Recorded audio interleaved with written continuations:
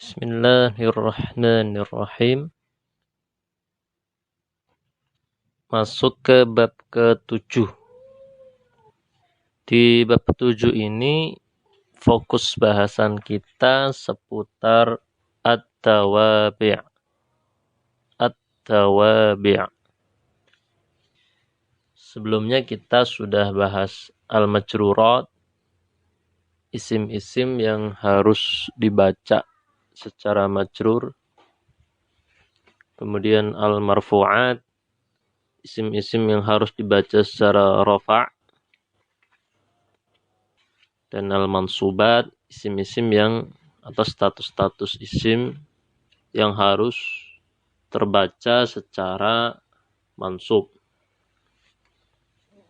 Maka pembahasan kita kali ini tentang at-tawabi', yaitu status-status kata atau status untuk kosakata bahasa Arab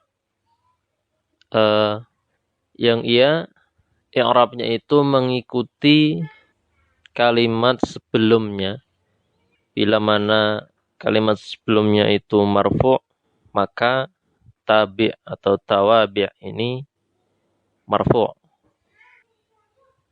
Dan bila kalimat sebelumnya itu mansub, maka tawabi' atau tabi' ini mansub pula.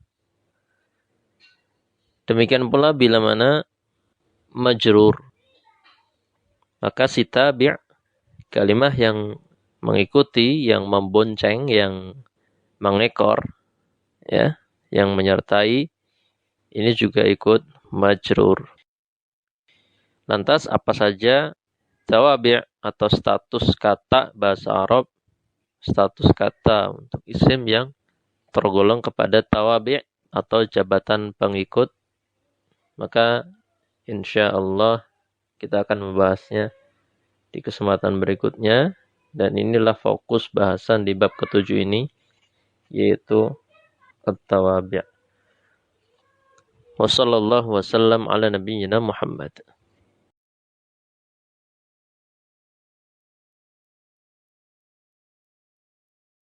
Bismillahirrahmanirrahim. Yang pertama, tawabi'. Untuk at-tawabi', yaitu apa yang kita kenal dengan istilah na'at. Na'at ini bahasa mudahnya adalah sifat, ya. Maka mengenal na'at sebagaimana disebutkan, yaitu tabi' yang disebutkan untuk mensifati kata yang diikutinya atau diboncengi. I'rabnya sesuai i'rab yang disifati. Contoh, qadimal mudarrisu as-salih. Qadima, telah tiba, guru yang saleh, ya, al-mudarris, guru, seorang guru atau guru, seorang guru, as-salih, yang saleh itu. Qadima sebagai fi'il, dan setelah fi'il berarti harus ada fa'il. Fa'ilnya mana? Fa'ilnya yaitu kata al-mudarrisu. Nah, kata al-mudarrisu sebagai fa'il, dan as-salih ini sebagai kata yang mensifati al-mudarris. Yang salih, as-salih ini mensifati al-mudarris. Ya, guru itu disifati dengan sifat yang salih, dengan sifat as-salih. Maka kata as-salih inilah na'at. Inilah na'at.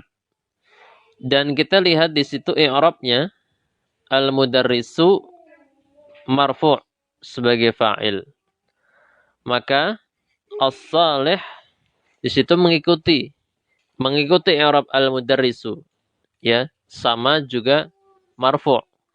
Cuman marfu'nya bukan sebagai fa'il, tetapi sebagai na'at, yaitu sebagai kata yang mensifati kata sebelumnya, yaitu al-mudarris. Maka qadimal mudarrisus salih, ya, as-salih adalah na'at, i'rabnya marfu' mengikuti fa'il al-mudarris yang ia ber-i'rab marfu'. Kita akan lihat perbedaan atau perubahan i'rab atau penyesuaian i'rab untuk kata as-salih yang ia sebagai na'at di jumlah yang berikutnya, ya. Penyesuaiannya terhadap kalimat yang diikuti. Di jumlah berikutnya ada contoh laqitu al-mudarrisa as-salih. Aku bertemu dengan guru yang saleh itu. Maka al-mudarris di sini bukan lagi sebagai fa'il, tetapi sebagai maf'ul bih. Laqitu fi'il dan fa'il. Fa'ilnya apa? Dhamir muttasil yaitu ta. Yang kalau kita belajar sharaf berarti ini maknanya dhamir ana. Ya. Maka laqitu fi'il fa'il, al-mudarris sebagai maf'ul bih. Maf'ul bih apa i'rabnya? Maf'ul bih i'rabnya adalah mansub. Mansub, dan di situ al-mudarris dibaca al-mudarrisa.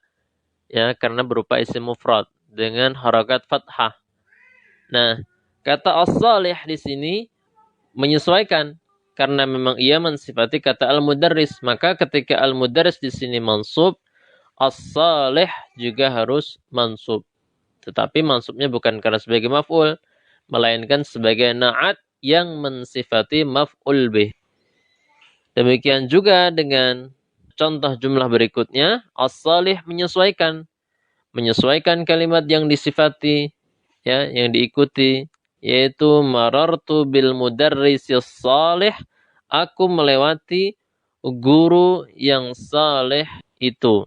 Maka al-mudarris di sini majrur dengan adanya huruf jar al-ba sehingga dibaca al-mudarrisi, sehingga as-salih yang mensifati al-mudarris juga harus mengikuti, menyesuaikan sehingga ia juga terbaca secara majrur yaitu as-salihi.